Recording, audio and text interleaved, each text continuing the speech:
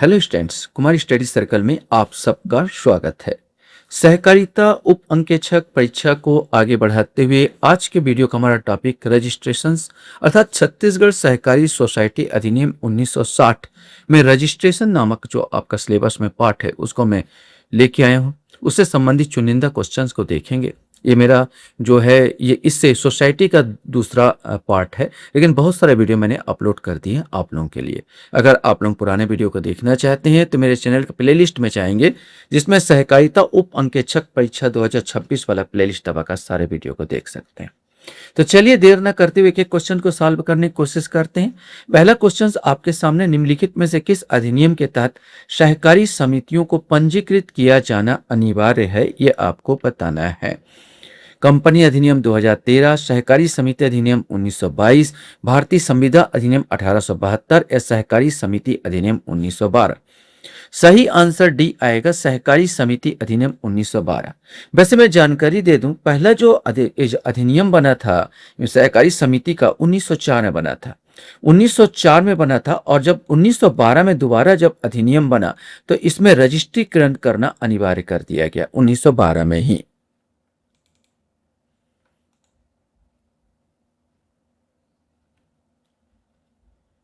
Question है, credit सहकारी समिति खालिस्तान का उदाहरण है, इसमें आपको बताना है औद्योगिक सहकारी समिति, उपभोक्ता सहकारी समिति, विपणन सहकारी समिति या कृषक सहकारी समिति, इसमें से कोई एक आएगा।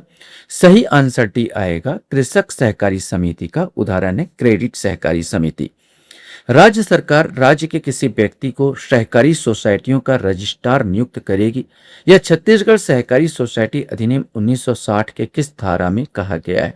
धारा 1, धारा 2, धारा 3, धारा 4। सही आंसर सी आएगा, धारा 3 में। मैं आपको बता दूं, जितने भी परिभाषाएं धारा 2 में दिया जाता है और धारा 2 में ही परिभाषा में रजिस्ट्रार के परिभाषा करते हुए कहा गया है कि धारा 3 के अंतर्गत जो अधिकारी है वो रजिस्ट्रार होगा। मैंने आंसर यहां पर सी आएगा, धारा 3।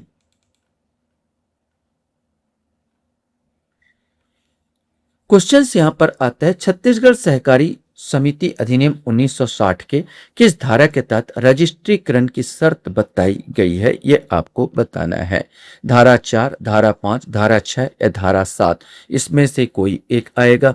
सही आंसर इसमें सी आएगा, धारा 6 में कहा गया है कि भाई शर्त में यह है कम से कम 20 व्यक्ति होने ही चाहिए, 20 व्यक्ति होने चाहिए और निकट के नातेदार नहीं होने चाहिए। ये दो शर्त इंपॉर्टेंट है जिसको आपको जानना है।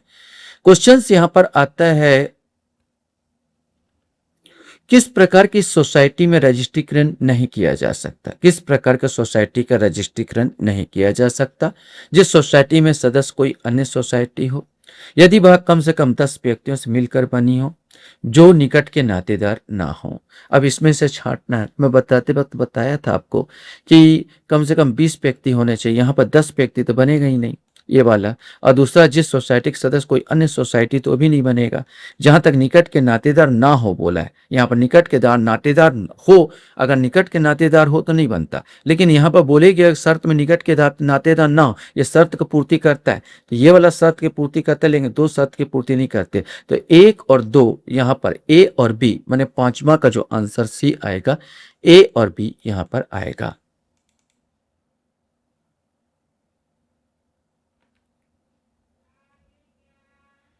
क्वेश्चन है, वह कौन सी सोसाइटी होगी जिसके सदस्य वयस्क न होते हुए भी रजिस्ट्रीकृत की जा सकेगी? जो मनोरंजन के लिए बनाई गई हो, जो अपने फायदे के लिए बनाई गई हो, जो विद्यार्थियों के फायदे के लिए बनाई गई हो, या उपरोक्त में से कोई नहीं। सही आंसर इसमें सी आएगा कि वह बोला था वयस्क न होते हुए रजिस्ट्रीकृत होगी, मैंने जो विद्यार्थियों को फायदे के लिए बनाई गई हो, ऐसा अगर उसके वयस्क न हो तो भी रजिस्ट्रीकृत माना जाएगा। क्वेश्चन यहां पर आता है, प्राथमिक सोसाइटी की दशा में रजिस्ट्रीकरण के समय कम से कम कितने प्रतिशत महिला सदस्य होना अनिवार्य है? यह आपको बताना है। 40%, 33%, 30% या 25%। सही आंसर इसका जो आएगा, ये धारा 9 के तहत 33% महिला का होना जरूरी है।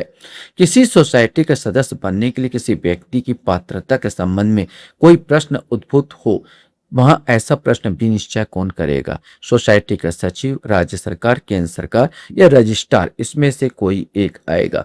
सही आंसर डी आएगा। इसका विनिश्चय जो करता है वो रजिस्ट्रार करता है। रजिस्ट्रार के द्वारा विनिश्चय होगा कि वो वास्तव में पात्र है या नहीं है। क्वेश्चन है, छत्तीसगढ़ सहकारी सोसाइटी अधिनियम 1960 के किस धारा में रजिस्ट्रीकरण को बताया गया है? धारा 8, धारा 9, धारा 10 या धारा 11, इसमें से आपको बताना है कि कौन सा आएगा। सही आंसर भी आएगा। धारा 9 में रजिस्ट्रीकरण को बताया गया है। रजिस्ट्रार किसी सोसाइटी के रजिस्ट्रीकरण के लिए आवेदन प्राप्त होने की तारीख से कितने दिन के भीतर विनिश्चय करेगा? बहुत इंपॉर्टेंट क्वेश्चन। मैंने उसका जो एप्लीकेशन प्राप्त हुआ तो उसके आवेदन कितने दिन के भीतर विनिश्चय करेगा? 35, 45, 60 या 90 दिन, इसमें से आपको बताना है।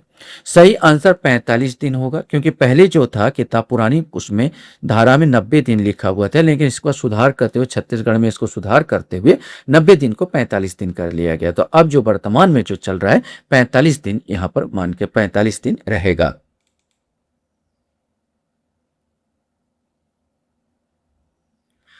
क्वेश्चन यहां पर आता है, यदि रजिस्ट्रार निश्चित समय के भीतर रजिस्ट्रीकरण का आवेदन का निपटारा करने में असफल रहता है तो वह ऐसी कालावधि का अवसान होने की तारीख से कितने दिन के भीतर ऐसे आवेदन को अगले उच्च अधिकारी को निर्देशित करेगा? यहां पर आपको ऑप्शन दिया गया है 10 दिन, 15 दिन, 2 माह, 1 माह। सही आंसर भी आएगा 15 दिन के अंतर्गत। मैंने यहां पर बोला गया अगर रजिस्ट्रार के अवस्था में है तो अगर 45 दिन कवर हो गया और निराकरण नहीं किया तो वह उच्च राज्य आयोग को यहां पर बोला जाए तो सीधा सीधा वो राज्य सरकार को प्रेषित कर देगा। अगर रजिस्ट्रार है तो राज्य सरकार को प्रेषित करेगा, अगर रजिस्ट्रार से नीचे वाला है तो उच्च अधिकारी को, अपने से उच्च अधिकारी को प्रेषित कर देगा। और यहां पर जो है इन लोग को, जैसे उच्च अधिकारी हो और रजिस्ट्रार हो, इनको 2 महीने के समय दिया गया। 2 महीने तक आपको इस पर वो ओके करना है। अगर 2 महीने में नहीं कर पाते हैं तो खुद उसको पारित समझ लिया जाएगा। क्वेश्चन है, सोसाइटी का वर्गीकरण कौन सी धारा में किया गया है? ये आपको बताना है। ये धारा 10, धारा 12, धारा 15 या धारा 16, इसमें से कोई एक आएगा। सही आंसर सोसाइटियों का जो वर्गीकरण है धारा 10 में किया गया है।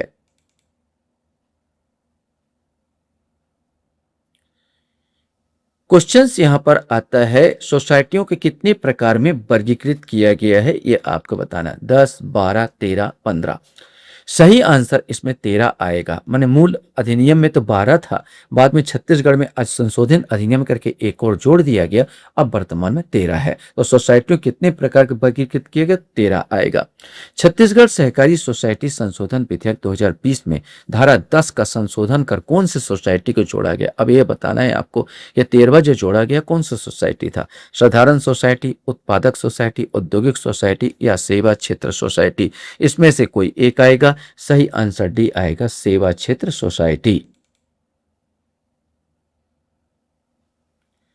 क्वेश्चन हमारे सामने आता है, सोसाइटियों की नाम में तब्दीली किस धारा के अंतर्गत किया जाता है? धारा 12, धारा 13, धारा 14 या धारा 15, इसमें से आपको बताना है। सही आंसर भी आएगा, धारा 13 का अंतर्गत नाम में तब्दीली हो जाएगा। ऐसे तेरा नाम, मेरा नाम, ऐसे तेरा नाम चेंज हो रहा है तो ऐसे करके याद कर सकते हो। धारा 13 के अंतर्गत नाम तब्दीली होगा। किसी सोसाइटी के रजिस्ट्रीकृत हो जाने की तारीख से कितने दिनों के अंदर रजिस्ट्रार रजिस्ट्रीकरण प्रमाण पत्र जारी करेगा? 10 दिन, 30 दिन, 40 दिन या 60 दिन, इसमें से कोई एक आएगा। सही आंसर डी आएगा, 60 दिन के अंदर। क्वेश्चन हमारे सामने आता है, किसी सहकारी बैंक के पुनर्गठन के मामले में रजिस्ट्रार अपना अनुमोदन किसके लिखित पूर्व मंजूरी से ही देगा, अन्यथा नहीं? राज्य सरकार, केंद्र सरकार, रिजर्व बैंक या नाबार्ड, इसमें से आपको बताना है। सही आंसर सी आएगा, रिजर्व बैंक। अगर किसी सहकारी बैंक के पुनर्गठन के मामले में रजिस्ट्रार की अगर अनुमोदन करना है तो रिजर्व बैंक के अनुमोदन के बाद ही मंजूरी देगा। समितियां होता तो खुद दे सकता था। रजिस्ट्रीकरण रद्द किया जाना किस धारा में बताया गया है? धारा 17, धारा 18, धारा 19 या धारा 20, इसमें से कोई एक आएगा। सही आंसर रजिस्ट्रीकरण रद्द किया जाना धारा 18 में बताया गया है।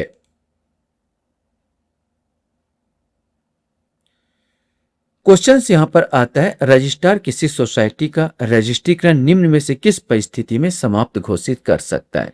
जहां सोसाइटी का कार्य पूर्ण हो चुका हो, जिन प्रयोजनों के लिए सोसाइटी रजिस्ट्रीकृत की गई थी उनकी पूर्ति नहीं हो रही हो, जहां सोसाइटी बहुत पुराना हो गया हो। तो अब इसमें से चयन करना था, तो पुराना हो गया तो कोई सवाल नहीं पैदा होता, यहाँ पर ये दोनों जरूर आ जाएंगे। जहां सोसाइटी का कार्य पूर्ण हो चुका हो तो कोई मतलब नहीं है, और जिन प्रयोजनों के लिए सोसाइटी रजिस्ट्रीकृत की गई थी उनकी पूर्ति नहीं हो रही है, तो दोनों कंडीशन में उसको अबदस्त कर सकता है, मैंने समाप्त कर सकता है। तो एक और तो मैंने सी वाला आंसर, 19 का जो आंसर आएगा सी आएगा। लास्ट क्वेश्चन आपके सामने, वह सोसाइटी जिसकी अंश पूंजी का सरकारी अंश पूंजी को अपवर्जित करते हुए कम से कम 50% सोसाइटी द्वारा धारित हो कहलाती है। मैंने 50% सोसाइटी द्वारा और 50% सरकार का, तो ऐसे को क्या बोलेंगे? केंद्रीय सोसाइटी, संघीय सोसाइटी, उपभोक्ता सोसाइटी या विपणन सोसाइटी? इसमें से आपको बताना है, सही आंसर बी आएगा, ऐसे को संघीय सोसाइटी कहा जाएगा। आशा करता हूं ये वीडियो आपको अच्छा लगा होगा। आप लोग मेरे वीडियो को वॉच करते हो इसलिए धन्यवाद। Thank you very much.